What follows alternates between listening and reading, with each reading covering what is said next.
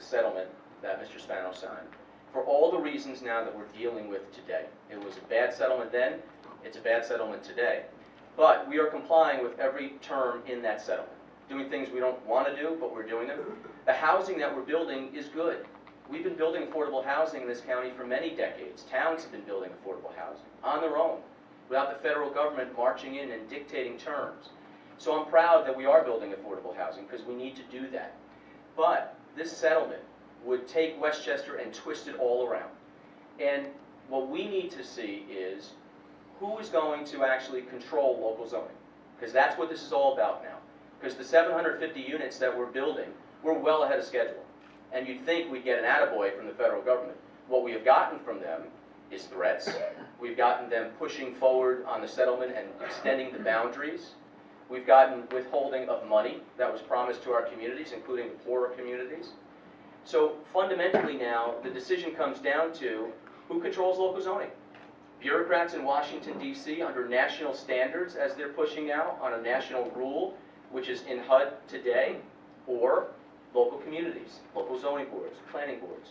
I will fight squarely with our communities to plan and zone for themselves, and not bureaucrats in Washington, D.C. who want to dictate who lives where and how communities are built. And your response, Mr. Bramson? I think reasonable people can disagree about the housing settlement, and I certainly have my problems with its specific content and also with HUD.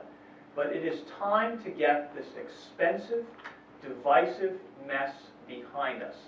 And the strategy that's been employed by Mr. Astorino has been a self-evident disaster that has prolonged unnecessarily this dispute and is costing all of us $20 million in counting. So here's what we need to do. Number one, we need to start telling the truth. The requirement is 750 units and not the 11,000 that Mr. Astorino suggested in his State of the County address.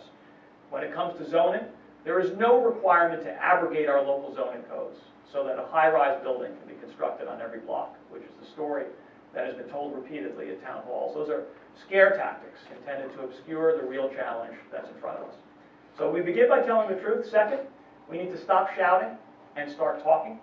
This communication by press release and press conference, instead of constructive working sessions, is not accomplishing anything whatsoever. And if you think that this is defending municipalities, that's the opposite of the truth. Because what, in fact, the county is doing is washing its hands of this and letting the municipalities fend for themselves, which puts them all at greater risk. I want to work with municipalities to make sure we get this right. And then finally, we need to seize the larger opportunity.